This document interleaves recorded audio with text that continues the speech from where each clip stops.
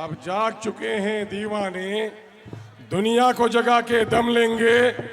जीना है तो इज्जत से जी लेंगे, वरना जामे शहादत पी लेंगे।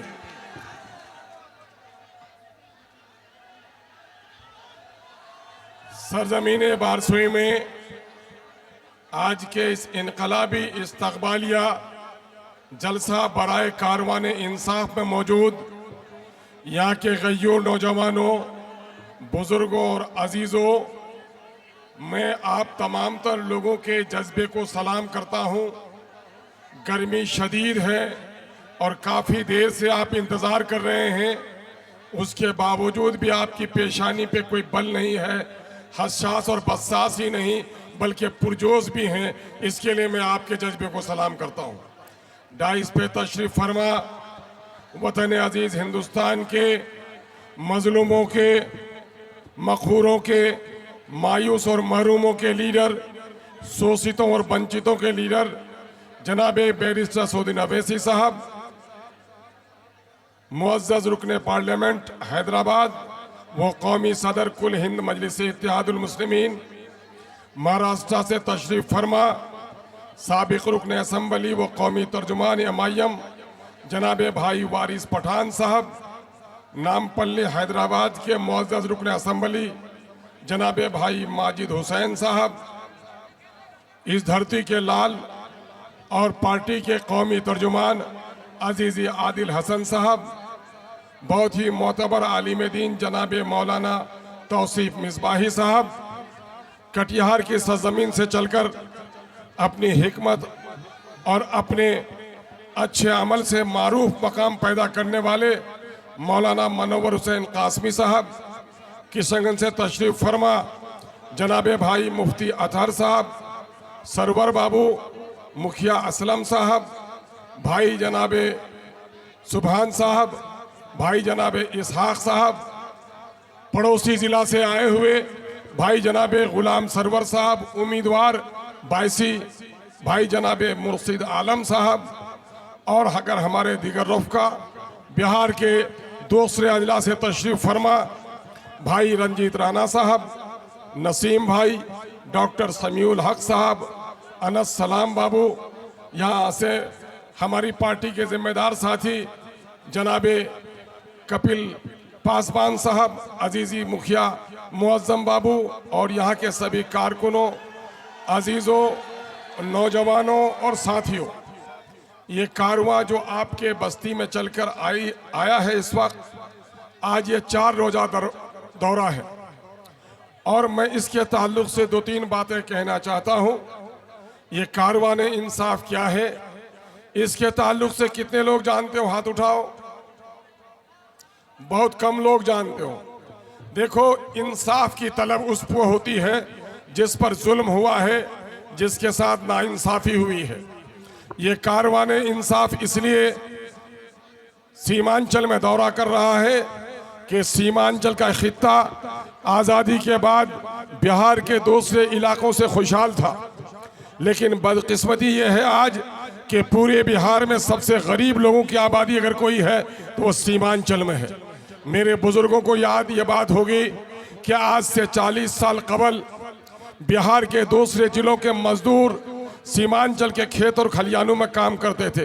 ये सच है, ये हक है।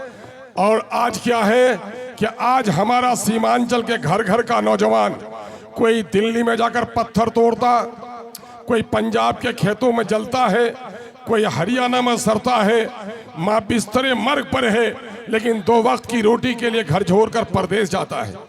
नई दुल्हन है, हथेली के मेहंदी के रंग फीके भी नहीं हुए हैं, पंजाब धनकट्टी में जाता है। कोई महीना ऐसा नहीं है जब मजदूरों की लाशें परदेश से नहीं आती हैं। ये सच्चाई है या नहीं है? इस जुल्म के खिलाफ लड़ना है कि नहीं है? ये कारवान इंसाफ इसी जुल्म के खिलाफ आवाज का नाम है।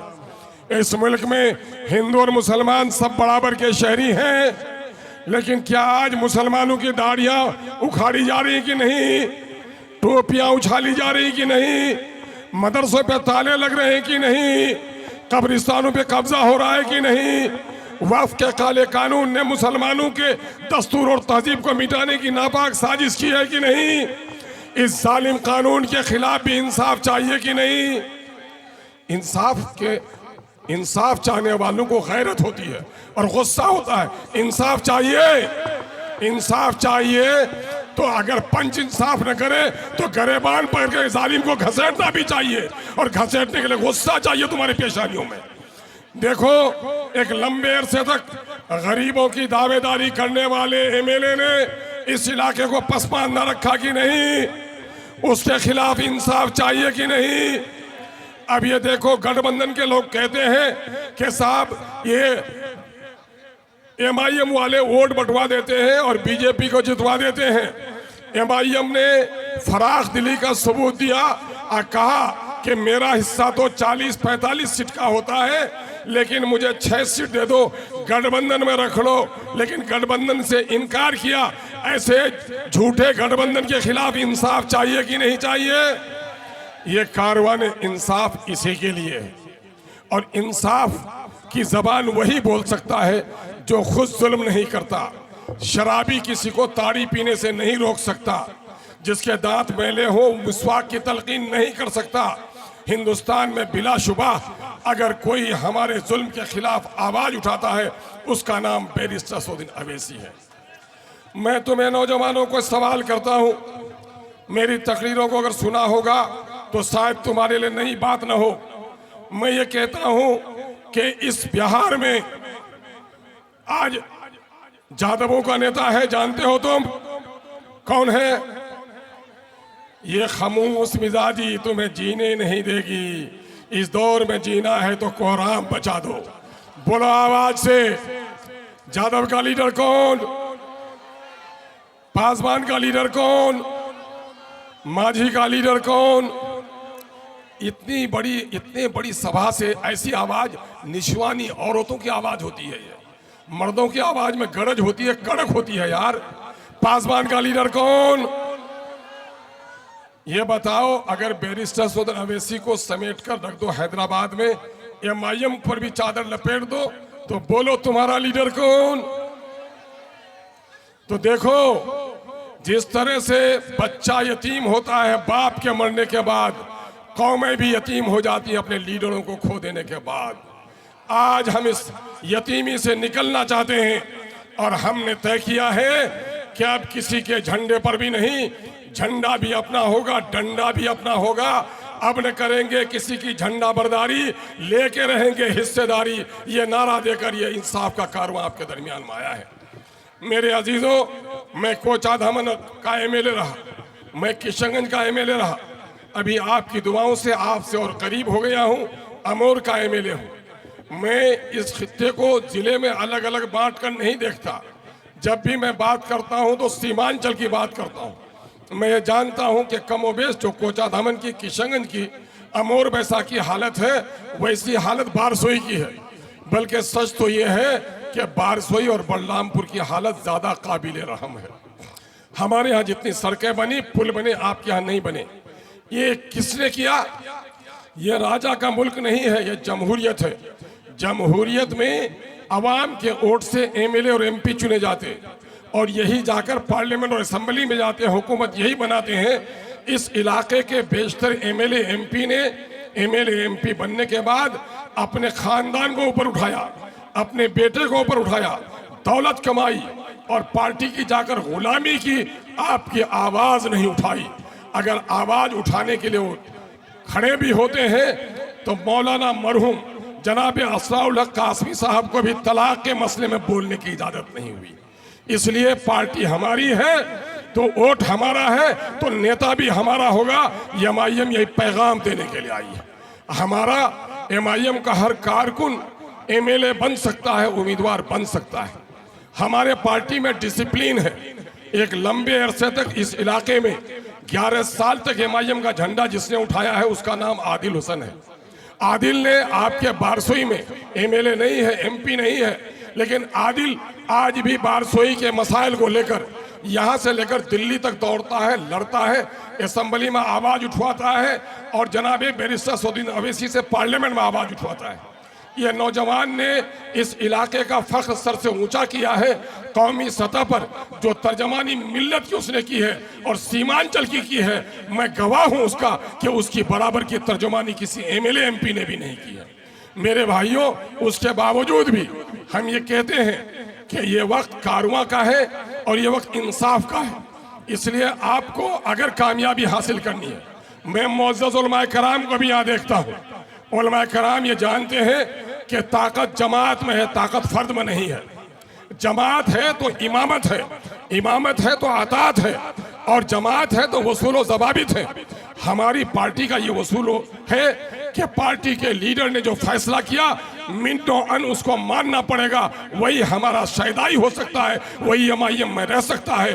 बागी होकर एमआईएम में किसी को जगह नहीं है। दुनिया के बहुत सारे रास्ते उसके लिए खुले हुए हैं।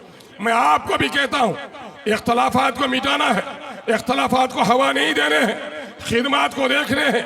और जब आज बीजेपी का टिकट किसी नाअहल को भी दिया जाता तो बीजेपी का लोग कहता है हम इनको नहीं मोदी को देखते हैं। हम पूरे सीमांचल के उम्मीदवारों को, पूरे बिहार के खित्ते में जहां जहां एमआईएम इलेक्शन लड़ेगी, सबको ये पैगाम देना चाहते हैं कि अकलियत के लोगों, मजलूम आबादी के लोगों, अगर तुम हिंदुस्तान में रहना चाहते हो इज्जत के साथ, अगर बिहार में वकार के साथ रहना चाहते हो, एक लीडर को मानो, उसका नाम बैरिस्टर असदुद्दीन अवैसी है। और अवैसी के हुक्म को जिस दिन मानोगे उस दिन कामयाब हो जाओगे। जो अतात अमीर नहीं कर सकता वो गर्दन तो कटा सकता है, शहीद नहीं हो सकता। इसलिए अतात अमीर हमारी जिम्मेदारी है। आइए, हम और आप सुनना चाहते हैं, बेकरार हैं अपने लीडर के लिए।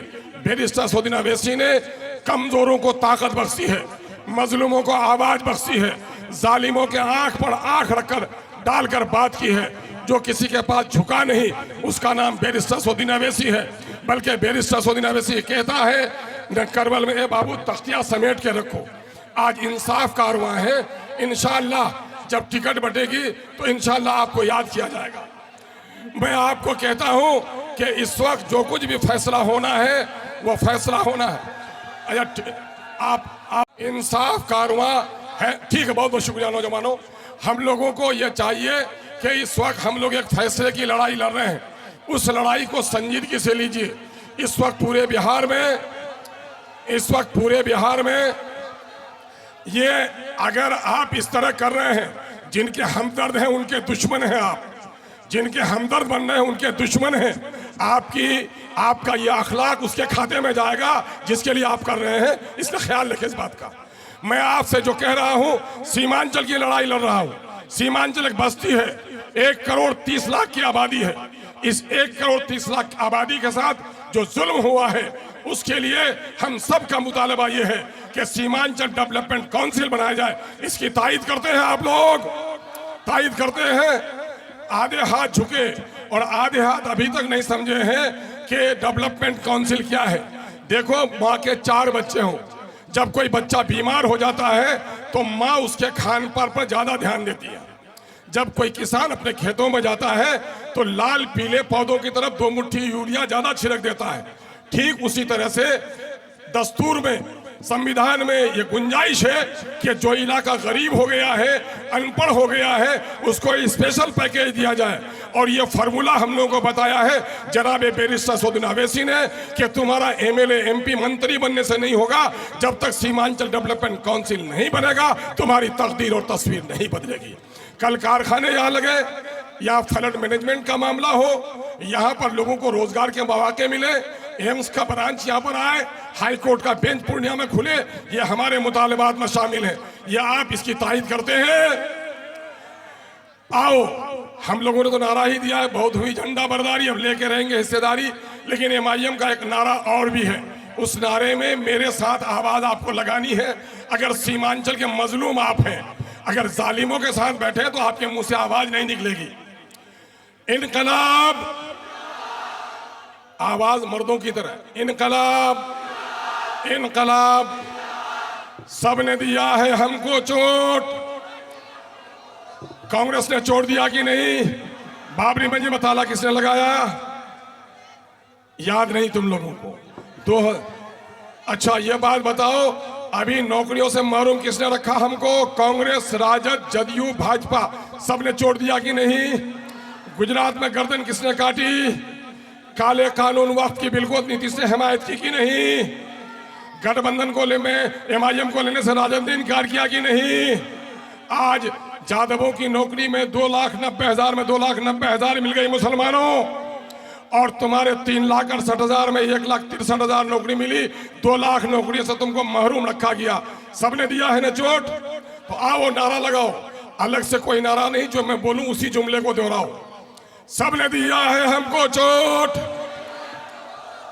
जिनके हाथ में दर्द है या बाजू कमजोर है या किसी का हाथ किसी के जेब में है तो वो नहीं उठाएगा, लेकिन बाकी सब लोग उठाएगा।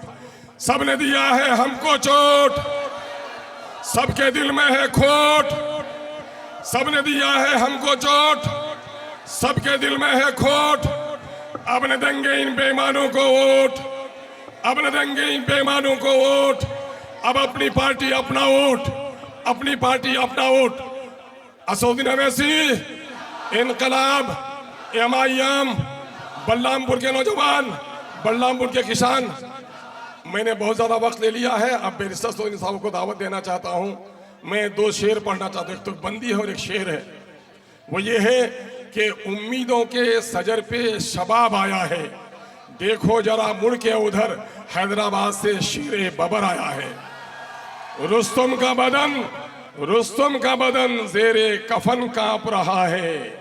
रुस्तम का बदन जेरे कफन कांप रहा है। अल्लाह के शेर की आमद है कि रन कांप रहा है। जनाब बैरिस्टर असदुद्दीन अवैसी।